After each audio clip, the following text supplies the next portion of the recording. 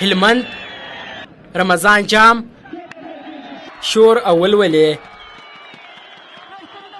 هلمند چې تل د جګړې او ناخوالو کوربه و، خو اوس د امن او سولې کور دی چې پکښې تر بل هر وخت ځوانانو ډېر ورزش ته مخه کړې ده. تېره شپه د هلمند ولایت مرکز لښکرګاه ښار کې د رمضان جام په نوم د ټیبال کرکټ شپنۍ 10 ورځې سیالۍ پای ته ورسېدې.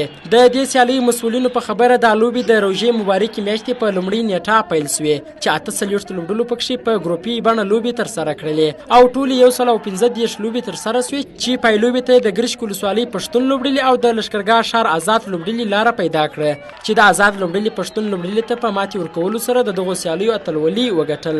د یعنې شپنۍ سیالۍ ولې چې د 48 ټیمو تر مابین ولې او د ګروپي شکل پیل شوي ولې چې پري کوارټر او کوارټر حتی سیم فاینل او پایلوبې پورې وسې یوه 29 ورځې وخت یې ونیوی او په پایله یعنې پایلوبې ته 2 ټیمونه راووتو چې هغه پښتون بازان د ګرد څخه او آزاد ټیم چې د هلمند د مرکز څخه و چې بالاخره آزاد ټیم دغه کوم ټارګټ چې دوی پښتون بازان دوی ته وکړی و هغه اچیز کړی او لومړنی مقام یې خپل په نامه ورته وخت کې لوبغاړو له مسؤلینو څخه مننه وکړه چې د لوبو زمینه ورته برابروي او غوښتنه یې وکړه چې هلمند کې د کرکټ ټیبال سیالیو لپاره معیاري لوبغالي جوړ سي ترڅو ځوانان په معیاري لوبغالي کې دا ډول سیالۍ ترسره کړي. ولا زه بیخي زیات خوشحاله یم ځکه چې اول ځل ده چې زه په رمضان جام سیالو کې لوبېږم او بیا تر فاینله مونږ راغلو.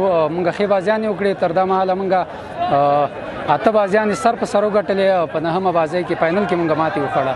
ګډپوړي چارواکو څخه دا غوښتنه کوو چې مونږ باید تشویق کوو، مونږ ته باید په راتلونکي کې د کرکټ لپاره ښه زمینه برابره کړه. په هلمند ولایت کې زه چې ګورم دلته ګراونډونه نشته، باید دلته ګراونډونه جوړ شي ځکه چې د دې خلک د کرکټ ډېر سخت مینوال دي. اول خو ډېر خوشحاله یم چې د خپل لوبډلې په ګټه مو اتلولي ترلاسه کړه. اول سر کې د آزاد کرکټ لوبډلې ټولو مینوالو بیا خپل د ټیم ملګرو ته د دې سترې بریا مبارکي وایم. د دغه سیالۍ د تنظیمونکو څخه ډېره مننه چې دغه سیالۍ په ښه ډول سره جوړې کړې وي او تنظیم کړې وي. هیره دې نه وي چې له دې وړاندې هم هلمند کې د روژې مبارکې میاشتې په جریان کې د رمضان جام په نوم بېلابېلې لوبې لکه کبډي، فوټسال، کیک بوکسینګ او ورته نورو لوبې هم ترسره سوې چې د هلمندي ځوانانو له تود هرکلي سره مخ سوې. نصیر احمد فضلي، سکون راډیو.